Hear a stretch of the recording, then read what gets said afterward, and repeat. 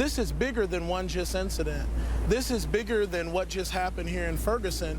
This is a real problem when it comes to police brutality and how young black men, or BMWs as we say at the NAACP, black men walking, are being dealt with on the street.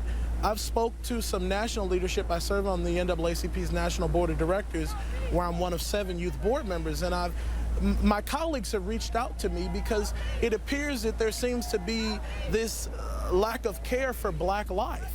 And that's how a lot of the young people on the ground feel. I'm from this community. I'm a college student. I'm 21 years old. So I understand, although this didn't happen to me, I can understand how this mother, how this grandmother feels by seeing your son laying in the street for hours. Can't imagine. He should have been going to school today, and instead he was shot and killed. He was shot and killed. Do you know, Mr. Gaskin, the race of the officers involved in the shooting? I do not know that. I imagine because it's a personnel matter that... Absolutely. Absolutely. That's most certainly relevant. There's a bigger question here. When you look at the city of Ferguson... Well, can you first just tell me why it's relevant?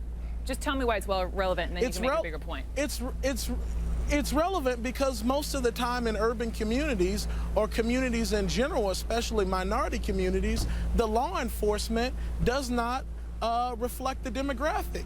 That's a problem.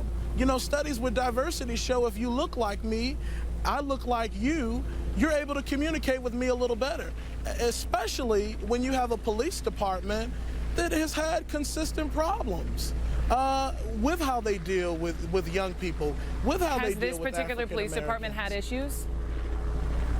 It's my understanding that it has in the past, and there are other police departments within St. Louis County that have had issues. It's a problem, and there's police departments all across the country. I'm so happy. It's unfortunate that a young black man has been killed, but I'm so happy that there's being some light shedded on this issue of young black life. People need to care a little more. And another thing that needs to happen is people need to listen to the young people involved. It's very unfortunate that looting and some rioting took place yesterday. The last thing we want is for our businesses, our infrastructure, things that empower us economically to be destroyed. But we have to look at the big picture here. We've reached out to superintendents and administrators within neighboring schools. If you know young people in the community, reach out. Find out how they're feeling. Sure. I think everyone should be heard from. And you bring up the looting. Elzie Granderson, who is on TV a lot with us at CNN, he's with ESPN, and he wrote this. He wrote an incredible column. He said he's sick and tired of, you know, these sort of stories happening. But he wrote this: I hate black looters at peaceful rallies the way I hate the KKK.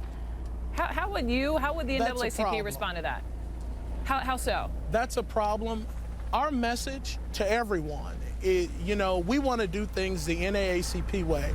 As I've talked to national leaders and board colleagues, the NAACP has been around for 105 years, and that's for a reason.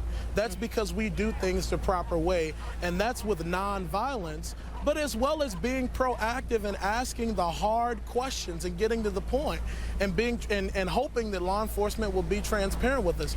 We don't want to spread hate. We don't want there to be division, but the first part of this community restoring credibility amongst their local law enforcement, and especially their city leaders, is there's going to have to be some healing. Well, there is a clear lack of trust. You know, I've heard that from a number of different officials within Ferguson today, and so you have to have, you know, an unbiased third-party investigator. We know this is at the federal level now. We know FBI is involved, DOJ is involved, but I understand that you're also calling for the NAACP to investigate. My question to you is, how would that work? Absolutely. And part of that would consist of meeting with law enforcement, meeting with people like the prosecuting attorney or the prosecuting attorneys, meeting with folks on the ground, meeting with eyewitnesses. There's a lot of folks that have contacted our local offices here where there were cell phones that were used to take footage, and some people have been asked, they were asked to hand those over, or they were taken at the scene of the crime.